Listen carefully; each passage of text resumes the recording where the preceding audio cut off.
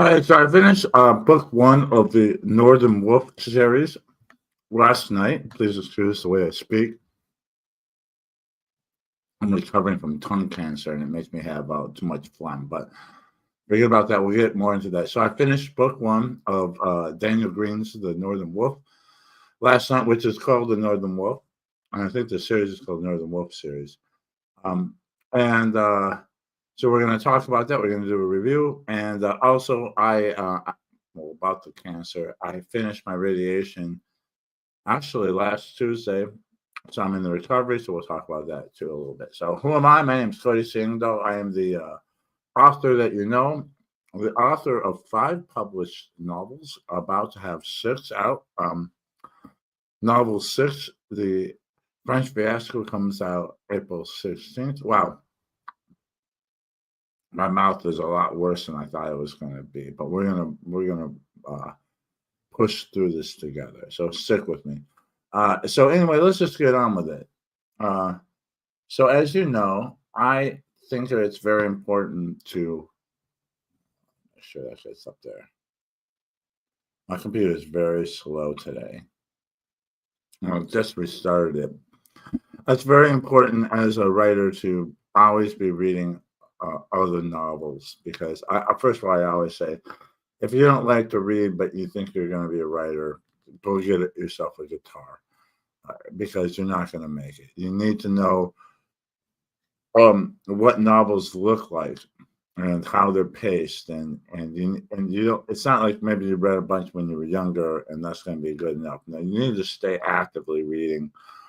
Read your contemporaries, read the classics, read in your genre, read outside of your genre, read with an analytical eye. And also, I enjoy reading. If you don't love reading novels, then how are you gonna get people to love reading your novel? If you don't know what that joy is like, if you don't relish that joy, how are you gonna evoke that joy from your readers? I really think you're kidding yourself if you're not a fan of reading novels. The other thing is that yeah, I think it's very important to especially read within your genre because uh, it's good to understand like the tropes and the pacing and how things work. And it doesn't mean you're copying it. In fact, sometimes I read things that there are parts of it that I don't approve of or I think are wrong, and or I see things like what not to do. So I think it's very important. It's just like being a chef. Like you should not be a chef if you don't love to eat. And if you love to eat, you should be eating and learning all the time. And once again, eating with an inquisitive mind because you could taste something. I mean, as an amateur chef myself, I go to a restaurant and I eat something and I go, oh, this is really good. And then I try to deconstruct it in my head. What's giving it that flavor? How did the chef get that texture to it? How do you get the sauce? He or she get the sauce that have that consistency to it. So I think it's very important. Now, in the case of Daniel Greene, this is really interesting, and I actually been wanting to read this book for a very long time because Daniel Greene, his series talk about like your contemporaries. It's the closest thing to my series that's out there. At least the first 3 books of the first 3 books of my series are Civil War novels, and they deal with um, the main regiment in which we're following through the Civil War. Although I always say that there's heroes and villains on both sides, and I get into I write different perspectives. So I write, you know, um, there's a character, at least especially in the first 2 books. There's a character named Kyle Bethune, and he is a Southerner from Tennessee who is in the Confederate Army, and he is best friends with Carl Smith, who is in the Second Michigan Cavalry. So I do both perspectives, And so sometimes I'm writing battle scenes, but I'm writing from the perspective of the Confederates because I always say this when I sell my books. I don't write heroes and I have heroes and villains on both sides. It's not like the Confederates are the bad guys and the Yankees are there to blow them away because they're the heroes. Um, because I think war and conflict is more nuanced than just like Luke Skywalker blowing away guys in white space armor because they're the Imperials and the Imperials are all bad guys. In fact, I am getting way off topic here, but I would love to write a Star Wars.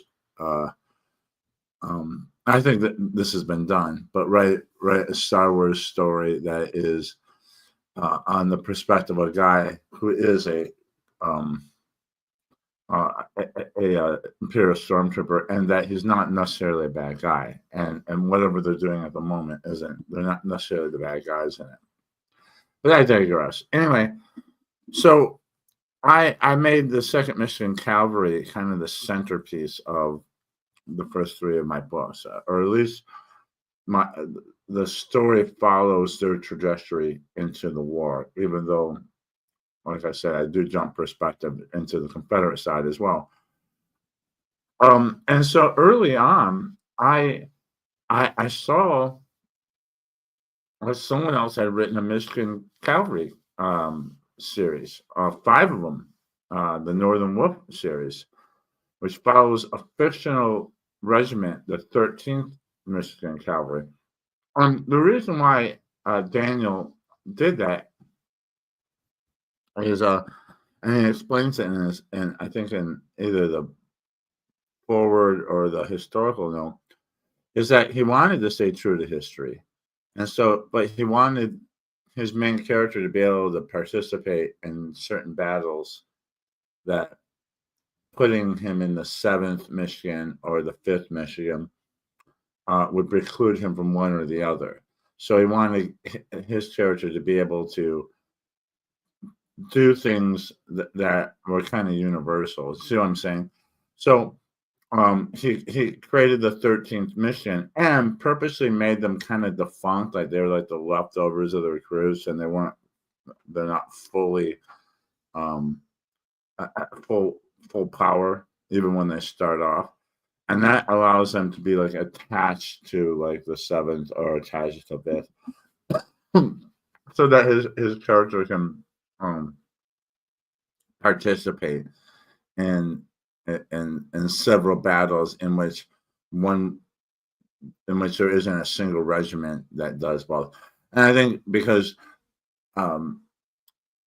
Daniel's historical plot is different from mine, because what I did was I picked a regiment and then decided and then did the battles based off of what that particular regiment did, the 2nd Michigan, which is a real regiment. Daniel wanted to do a battle in the first book. The main character, Johann Wolf, fights at Gettysburg, and he was very specific about the part. It's you have Pickett's famous charge, but during that charge, you had Jeb Stuart's cavalry trying to penetrate into the Federal rear, and there were cavalry battles, Michigan cavalry, back in that rear area, holding off Jeb Stuart's force of 5,000 men from breaking through and getting into the rear. And imagine if, the Pickett's charge, if you're not familiar with the battles of Gettysburg, it's a very famous part of the battle. It's a turning point in which a Federal line is on Cemetery. I think it's Cemetery Hill. There's Cemetery Hill and Seminary Hill. That are two ridges that are that are across on opposite sides of the field. And I think the rebels are marching from Seminary Hill to Cemetery Hill, and the Federals are on Cemetery Hill. I think that's right. what happens is then Pickett's charge, 13,000 rebels, do a full frontal assault on the federal position, which is dug in a cemetery hill, and even though some of those rebels are able to cross to get into the federal, they get there, um, that 13,000 man charge has been devastated by just continual federal fire from both rifle fire and artillery. It was quite brutal. I can't remember what the numbers are, but I know overall Gettysburg is over 50,000 casualties on both sides, which is gruesome. But imagine, and so ultimately the Confederate charge against the Federals failed. But imagine if Jeb Stuart had been able to get into the rear of the Federal line, and that those Federals who were firing down at Pickett and his men, climbing up the hill, climbing up Cemetery Hill, aptly named. Imagine if all of a sudden 5,000 men appeared in their rear. Wild, crazy Confederate cavalrymen. And all of a sudden, you're not just facing 13,000 men in front of you, you're facing 5,000 men behind you. Completely different outcome of the battle, perhaps a completely different outcome of the war. So, Daniel's book deals with, which I thought was interesting because so many books are written about Gettysburg, and all of them, kind of glom onto the most spectacular part of it, and the key part of it, which is Pickett's charge up Cemetery Hill. But part of that Union victory was because the Union cavalry was able to hold off that rear action from Jeb Stuart's cavalry. So I thought that was a very interesting aspect, and that's why Daniel created a fictional regiment, so that because there's different things that happen with the cavalry that he wanted his main character to be a part of. Does that make sense? I hope it does. So anyway, in the early days of writing, because originally my series was going to be called the Second Michigan Cavalry Chronicles. And then I realized I wanted to go on from the Civil War and do other things, as I'm doing now. And eventually I came to rest on the title, The Long Century, so that anything I wrote would fit as long as I stayed within this same storyline. So, but I was surprised and delighted to see that someone else is writing Michigan Cavalry. And I was like, wow, this is really interesting. And I remember seeing, going, God, I kind of want to read what this guy wrote to see, how is it similar and how is it different from mine. And we'll get into that. And first of all, it's the series, as far as I can tell, is very successful. The kind of numbers he's doing, as far as where he is in ranking with the books, and he's written. There's 5 of them all together. Then he's written, like, I think some kind of contemporary military, or maybe just slightly future. Like, I think he has got like a apocalyptic kind of military series. There's some other things. And then he's writing, it's either Viking, historical, or fantasy under a pen name. So, but anyway, I've always been I've always been interested in this series because to me, it's a parallel series to my own. And then so anyway, I kind of forgot about it because I had moved on away from the Civil War with my own writing. And then one day Daniel reached out to me and said, hey, I think it's time that we got to know each other. I like you, I've written a series about Michigan Cavalry. And to be honest with you, at first I didn't know who he was. I had forgotten about it. And I'm always open. I mean, I love other authors, and if you know anything about me, I spent a lot of energy promoting other authors. I think it's important because this is the literary world is not a zero-sum game. You should read all of Daniel Greene's books and then come read mine, or maybe bounce back and forth. And I think what's interesting is that he and I have series where we kind of we're not really competing because my series is Western theater and his is Eastern theater.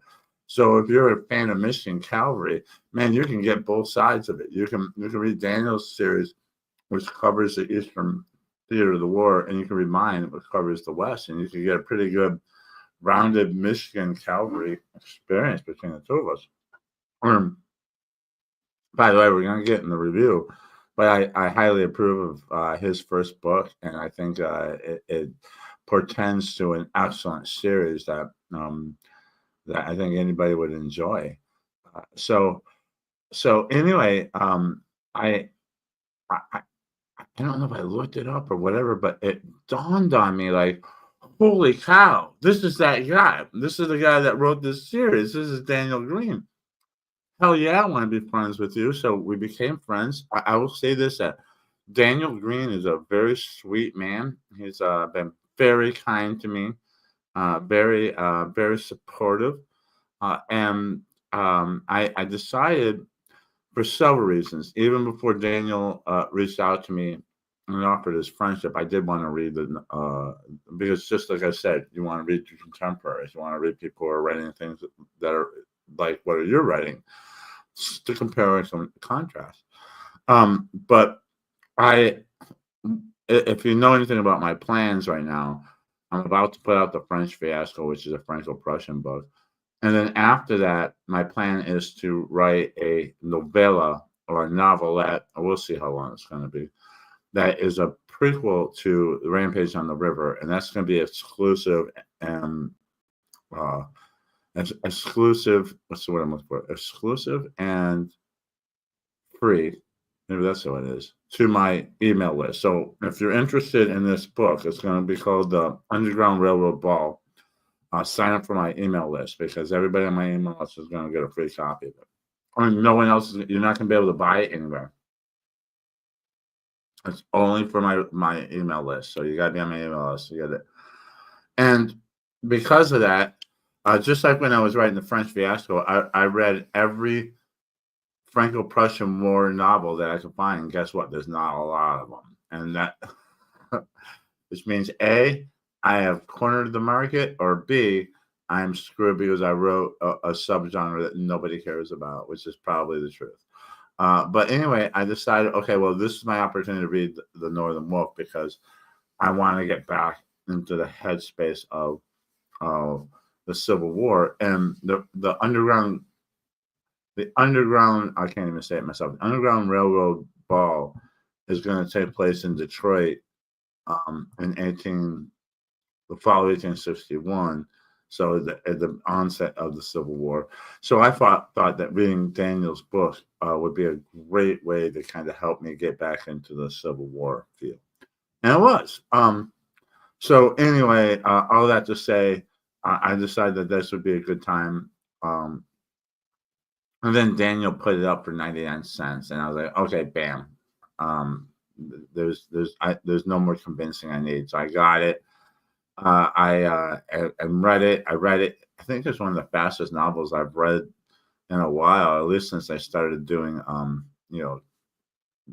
tracking myself on Goodreads. I've read it in like 12 days, which for me is pretty fast. So let's get into this, okay? So I finished it last night. I really enjoyed it, and this is my review. Book review of The Northern Wolf by Daniel Greene. Michigan Cavalry Rides in Glory. I had to find a headline because there were so many really good headlines on Amazon in the reviews. One guy I wrote from barroom brawls to the battlefield. I'm like, oh my God, it's so good. Why couldn't I have come up with that first? So Johann Wolf is a German immigrant destined for a destitute life of bitterness after an accident in his father's shop leaves him with a bum leg and a brace. That's a hell of a sentence right there. A drunken bar brawl ends up with another trip to the city slammer, but also an opportunity to make something of his life in the Michigan Cavalry. To do so, Wolf and his friends must prove themselves on the training grounds and ultimately on the battlefields of Gettysburg. The Northern Wolf is an absolute romp through the real history of the American Civil War. Our author Daniel Greeene does a great job of weaving historical and technical aspects with exciting adventure and likable characters, both fictional and real. I especially liked his depictions of General George Custer and Wade Hampton. Okay, let me stop right there because there's a couple of things I want to say. One thing is, and I did this too. Uh, I really like how Daniel explains technology because, and I think a lot of historical fiction writers don't do it because they just assume that their readers know everything. And there's a way that you don't want to, bore them to death with the shit they already know.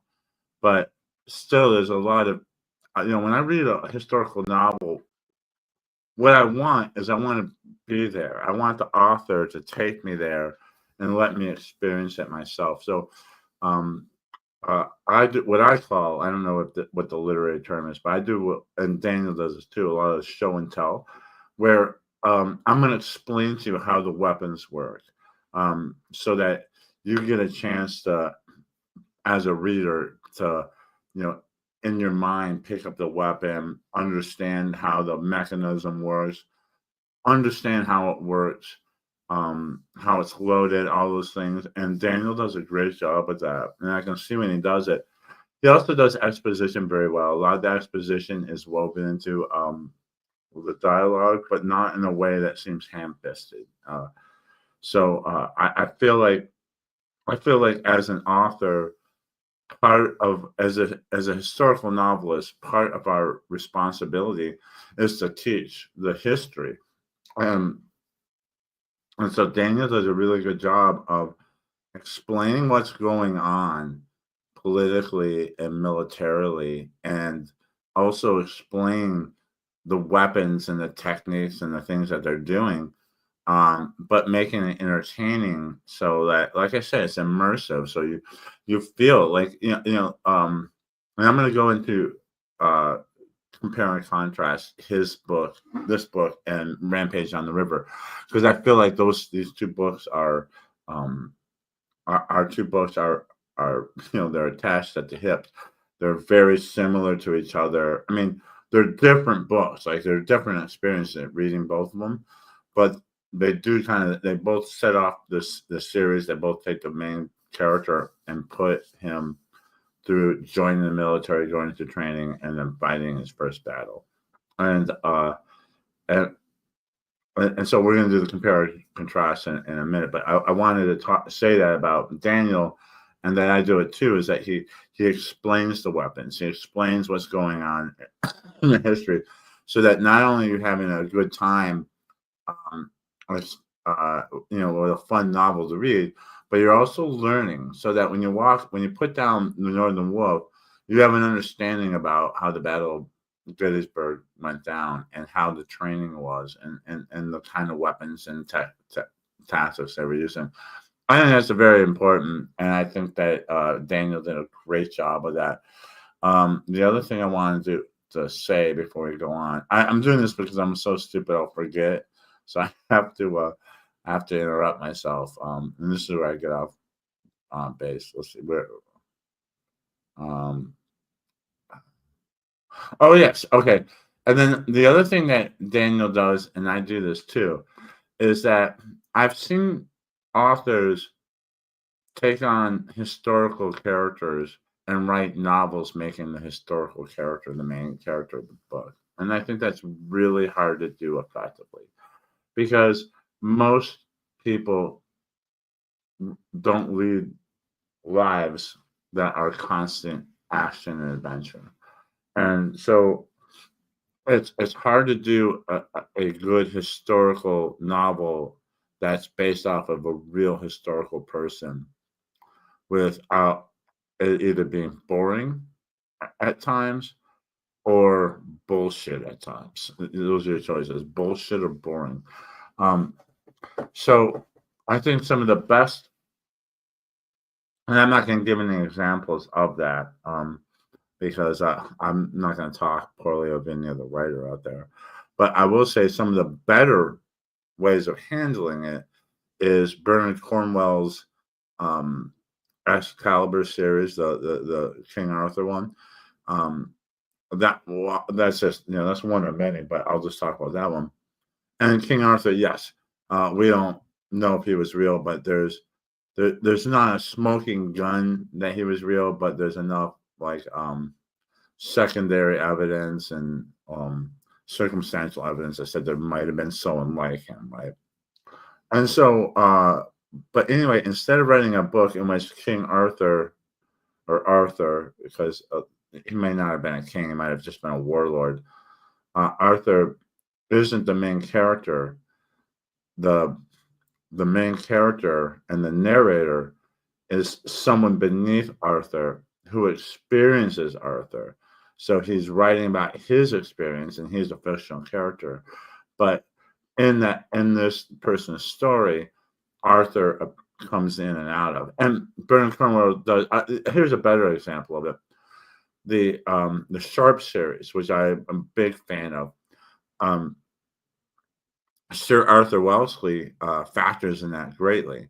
But instead of writing a series about Sir Arthur Wellesley directly, in which you have to always be with him and you can't deviate from history,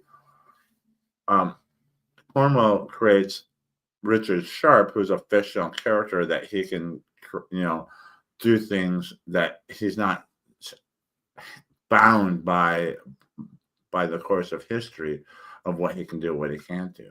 And he's low enough on the pecking order that what he does doesn't have huge repercussions.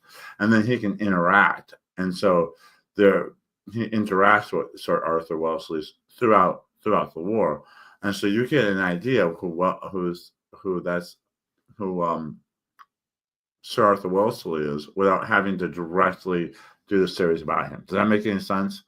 And another version of that, once again, Cornwell. This is why all of us historical novelists who write, historical military novels are big fans of Bernard Cornwell. We're all like the children. We're all his literary children because we're all like writing in his shadow. But also the what's this series called? It's the Uhtred series. It's I think in the books it's the Anglo-Saxon series. On TV it's the Last Kingdom series. But Alfred the Great is a big protagonist in this. But instead of writing a book directly about Alfred the Great, in which you have to constantly stay on target with only what we know Alfred the Great did, I mean, you can fill in the gaps in between, but you still have to stay true to history. And you can't have him doing things that we know he didn't do. You can create a character like Uhtred who fights for Alfred the Great, who interacts with Alfred the Great, and so be able to tell Alfred the Great's story without deviating from history, because you're telling the story of a fictional person who everyone's see what I'm saying? So you can tell the great man of history story by using a smaller character of your own to be the narrator of that story, or be the first person, or be the the main character perspective of that story. So I like to do. I don't do that like where there's one great character throughout the book. I mean, I do that a little bit with the Prussian Prince, where Friedrich Wilhelm is the Prussian Prince, and we tell a lot of his story through Karl's eyes. But I like having real historical figures walk through my book and interact with my main character. And boy, I really went far into this about a very simple point here. Daniel Greeene does this as well.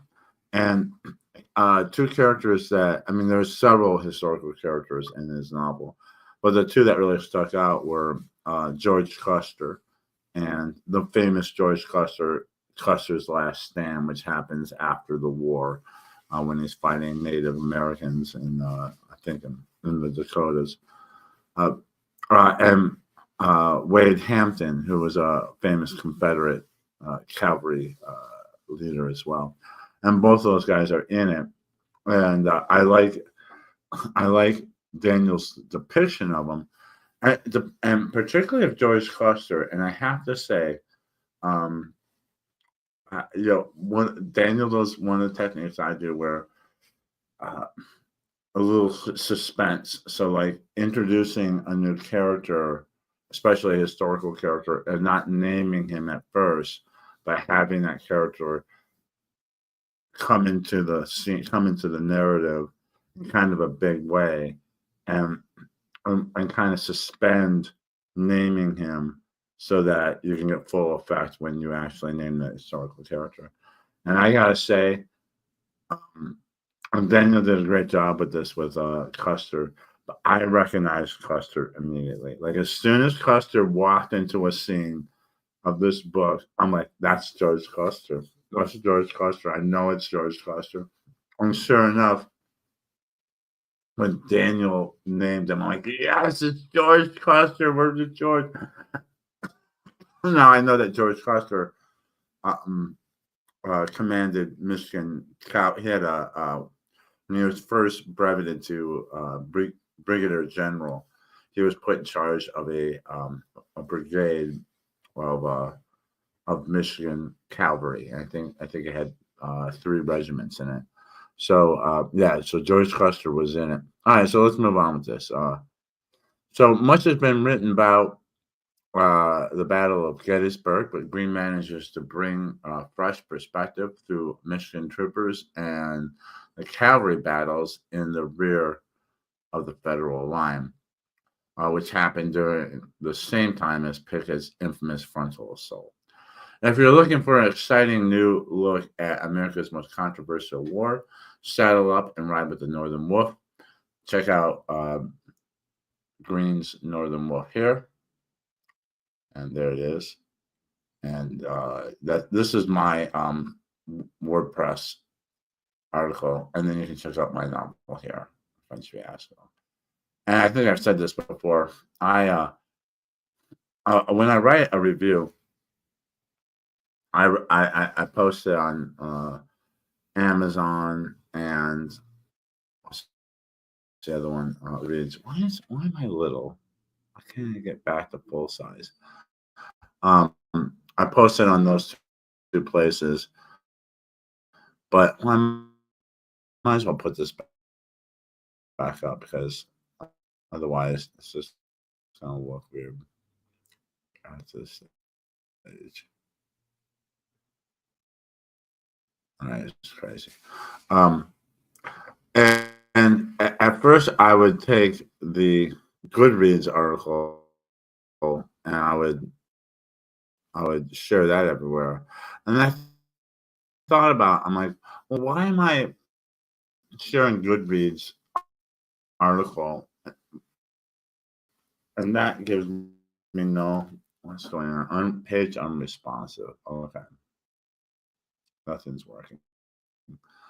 Uh, so I decided to, instead of posting my Goodreads review everywhere, that I would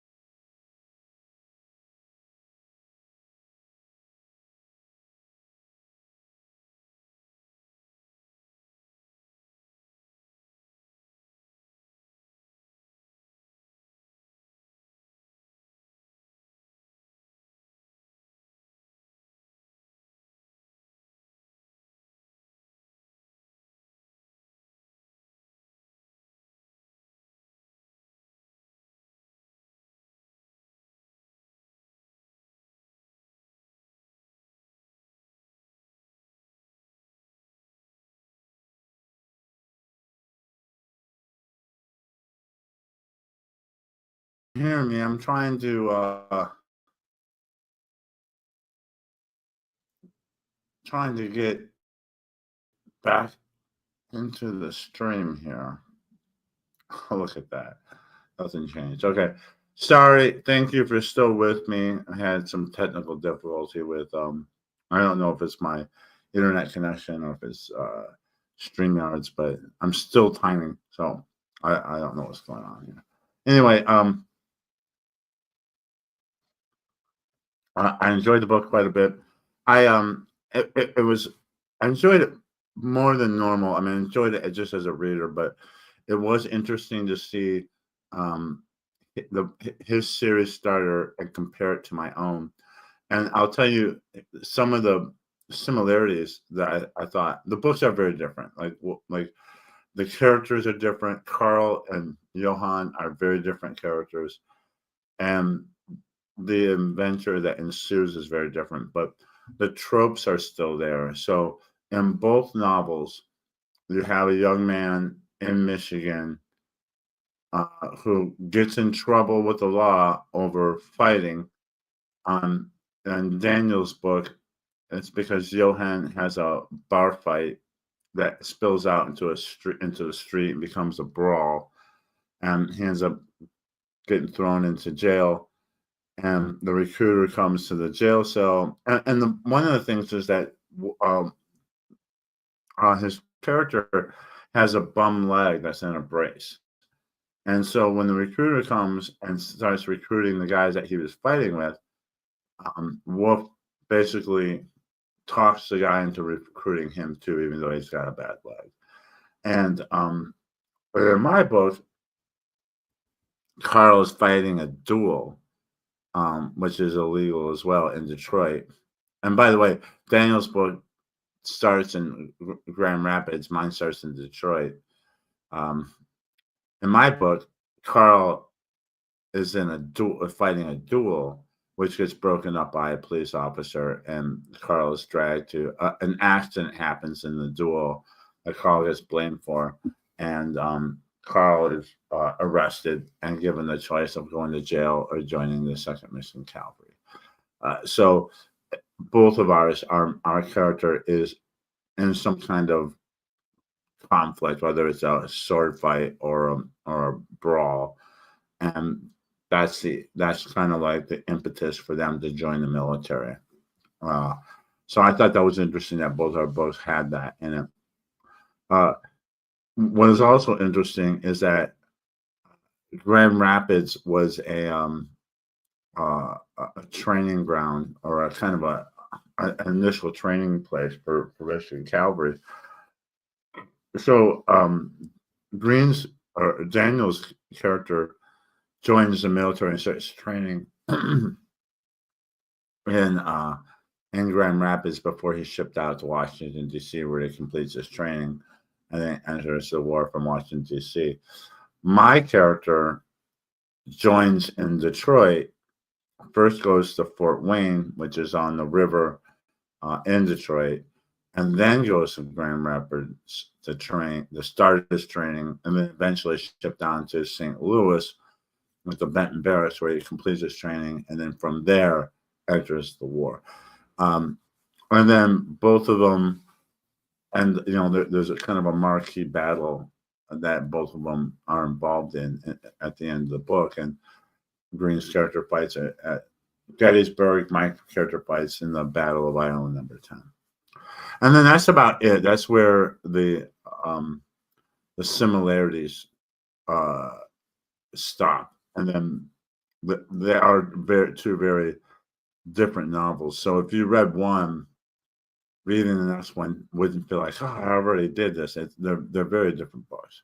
So I thought that was interesting. I highly recommend reading The Northern Wolf if you get a chance. It's a 5-book series, and you probably will, if you like mine, you'll probably. I'll say this: if you read mine, if you read at least the first 3 books of my series, which are Civil War, and you wanted more, you could jump over to Daniel Greene's series and get more Michigan Cavalry. So I feel like the 2 books complement each other very well.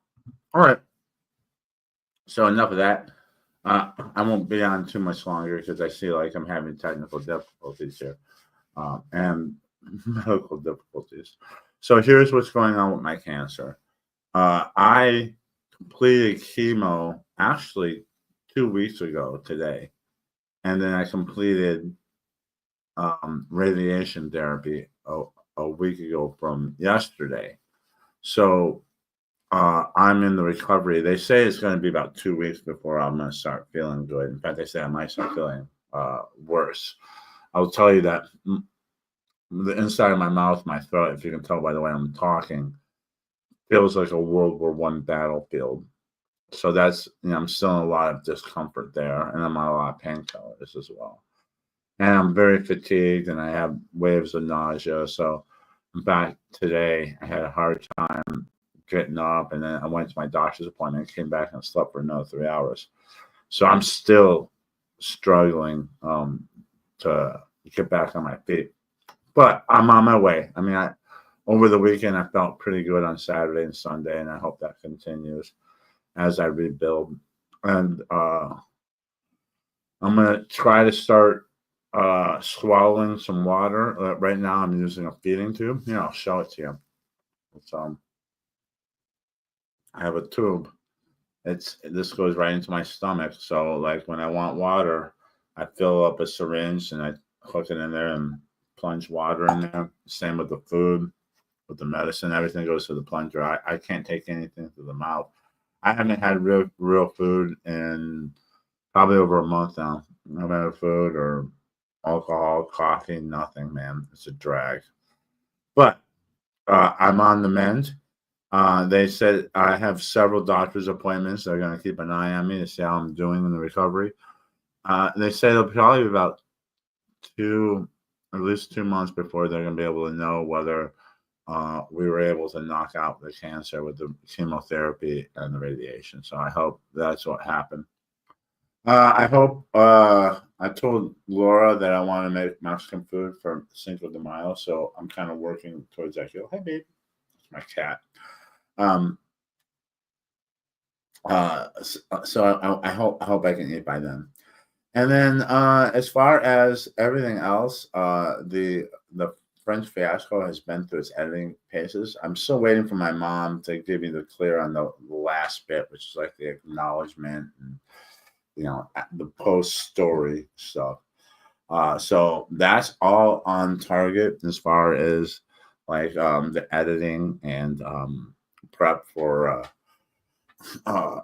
publication on the 16th. I am running right now ads for the Prussian Prince, and for the first time ever, the Prussian Prince is only 99 cents. It was $4.99 for over a year. When the pre-orders for the French Fiasco started, we dropped that price to $3.99 for the Prussian Prince. Now for a week, it's going to be 99 cents in the U.S. and then we're going to do 99 pence in the UK for a week as well. And I'll be running Facebook ads in the UK for that when we do that. We're running Facebook ads in the US, and my rule with the Facebook ads, because they're expensive, is that if I'm making the money back on a daily basis as far as royalties, I'll keep the ad going. But if I'm not, then I stop the ad because the ads really eat into my profit. And so I'm also going to start running ads for the French Fiasco because the pre-order is only 99 cents. And by the way, go into the link below to pre-order that if you're interested in it. And then there'll be $4.99 when it comes out. And it'll stay $4.99 until the next book is on pre-order. And the next book, it could be 2 years because there's a lot that I want to do in between. I have an erotica novelette that I'm going to publish under a pen name. That's going to come out, and then I have to finish it, and then I'm going to compile the glossaries and put out the Angdalian glossary. It's going to be free to my email list. It's also going to be permanent free for the Kindle version, the ebook on Amazon. And then a print version will be available at cost. So, not to make any money off it. It's just something, kind of an experiment. Part of it is I want to test out the delivery system of giving my email list a free ebook. And I want to set that up before I put out the next one, which we'll talk about in a second, to make sure that I understand how that works, and then it'll be ready to go. Then I'm going to write the Underground Railroad Ball, and hopefully I'm going to give myself about 6 months to do that. And then when that is out and distributed, I will then start writing Black James. And from that point, I'm going to give myself up to 2 years. Because Black James is going to be a very different book for me and my readers, but hopefully not too different that they won't be interested in it. It's connected to the long century series, but I've decided at this point, and maybe it changed my mind, but it's not going to be book 7. The French Fiasco is book 6 because, and Mess My Love is book 4 because those books, you can read any of my books independently and still understand it, but the whole series is one big story. And so I want people to know that if I number a book, it's a book that you probably want to read, especially if you want to get the whole series in. Black James is going to be about the pirate that you meet in Mask of My Love, and he's also the father of Elijah and Elijah, who are in the trilogy, the Civil War books. And I'm going to give him his own character novel. And so it is connected to the series, but it's not necessary to get this. You see what I'm saying? The overarching story of the series, it runs adjacent to the series. So it's connected in that happens in the same world. But it's not going to be a book that you have to read in order to read the following book that comes out, if that makes any sense. And it's different in 2 ways from what I've written. It's a nautical adventure, which is a whole different subgenre from what I've been writing. Along the lines of Patrick O'Brian and C.S. Forrester. It's a pirate novel basically, but a late pirate novel. So it's not in the golden age of piracy, but it's in the early to mid 19th century. So it's in the twilight of the age of piracy, or maybe even post age of piracy. It's also so that's one thing that makes it different. It's also a character novel, and so my novels have always been plot driven. This is a character driven novel. It's the story of Black James, and it's going to be generational. We're going to start with either his father, I think his father. We're going to start with his father going all the way back to Africa, where his father is a little boy in a tribe. And it's going to go from that to about with slavery, to the War of 1812, to Black James, or James, the son, growing up on his father's shipping dock in Jamaica, dreaming about becoming a pirate and then becoming a pirate. And so it's going to be a big epic story. I'm not predicting how many words. It's going to be as long as it needs to be. I'm not going to rush myself. I'm going to keep a steady pace, but I'm going to give myself up to 2 years to write it. So we'll see. Once that comes out, I'm going to pick back up on Carl's story, and we're going to write 4 more novels on that. Now, if the Black James novel does really well, it could be a series starter unto itself, and we'll see. Part of me wonders how far I can write into the long century and keep it viable, because I think there is a division where a lot of people start the series because they're Civil War fans, but then the fourth book is about the Mexican War, and the fifth book is about the Austro-Prussian War, and the sixth book, the four, and the sixth book is about the Franco-Prussian War. So are these people who started the novel because they like Civil War, are they going to stick with me as I write all the way into the First World War, which is where the series is going to end? There'll be, once again, everything I write is going to be in universe. And so there are some ideas about after World War One. There's a book I was thinking about writing for that. And then there are other books I want to write in different time periods that will definitely be outside of the series. So we'll see. I'll leave it at that. I'm sorry I missed last week. Part of it was I was feeling pretty bad. At some point it was almost impossible for me to speak. And the other big excuse was I was getting close to finishing Daniel's book, and I definitely wanted to do a review of it on my, a live review of it. So I decided, well, we'll just finish this book and then we'll do one. So I finished it last night. Here I am. So I'll be back probably next week. We'll see. I have some different ideas for topics. Hopefully, I'll be speaking better. And so as for you, if you're a writer, I hope you are. I hope you all the best of luck. Oh, and by the way, I meant to have it with me, but I'm reading Lloyd Elmore Jr.'s Mail-In Film. I've read, I think, the first 4 or 5 chapters. I'm on page 40, and I'm really enjoying it. We'll do a review on that probably in a couple weeks, or in a few weeks. I always use couple for a few, but couple means 2, I guess. But I really enjoy it. A little preview. Lloyd writes nostalgic urban fantasy. It was the best way to describe it. Lloyd is about my age, so he grew up around the same time as I did, late 70s, early 80s. Is a fan of Star Wars like me, all that kind of stuff.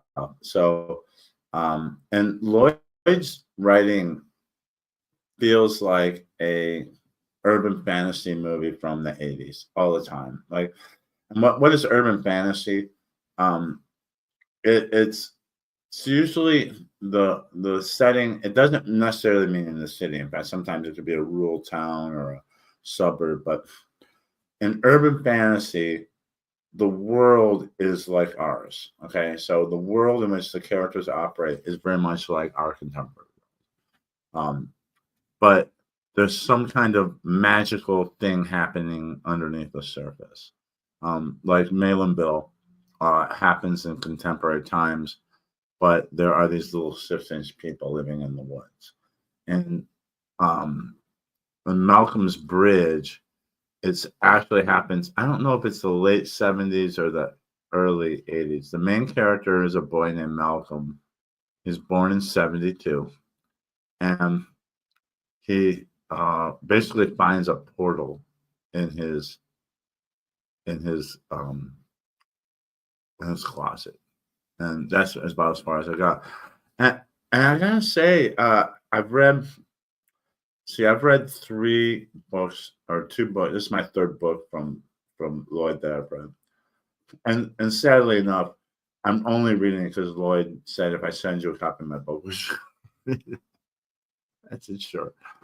And the main reason why, and Lloyd, if you're reason, the main reason why is because urban fantasy is so far from what I typically read as a consumer of books, and certainly from what I write. But it is good to read outside of your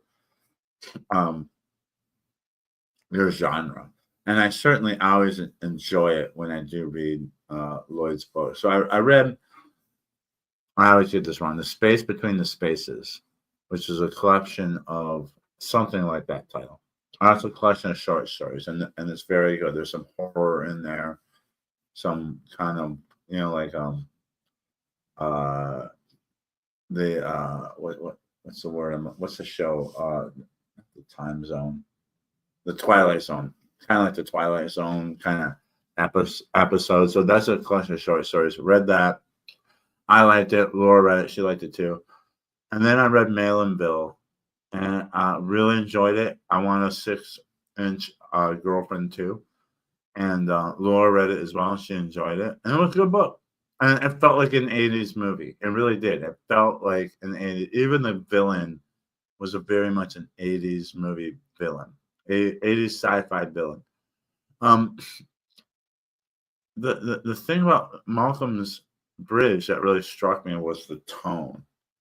I really like the whimsical tone that Lloyd has taken with his narrative voice in this book.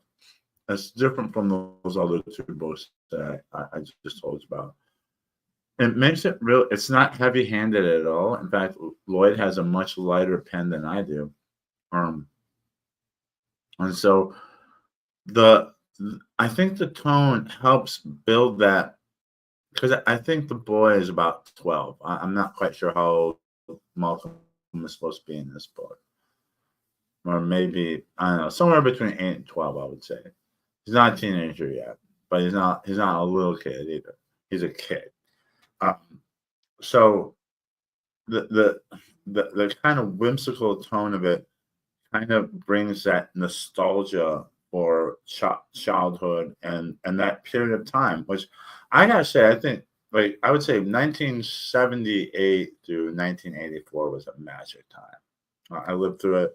It was a time of wonderment.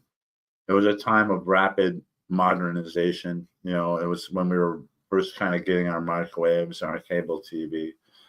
And it's when I discovered ElfQuest and the guys like Lloyd and I were boys, getting into Dungeons and Dragons and comic books and Buck Rogers and Star Wars and all that kind of stuff. So I'm enjoying the novel. I don't know how long it'll take me to read it, but we'll be doing a live on that. So anyway, if you're a writer, keep writing. If you're a reader, keep reading. And if you're a reader and there's a writer that you like, even if it's not me, even if it's Daniel Greene or Lloyd Elmore Jr., make sure you're giving them stars on, first of all, Amazon for sure. That's where we really need it. But as many stars, 5 if you can give us, on that and Goodreads and wherever else. And if you can, write a few lines. Books that have more stars, higher average of stars, and you want to be above 4, basically. And if you're close to 4, you want a little padding there so that you don't get under 4. Because if it's under 4, Amazon doesn't suggest your book as much.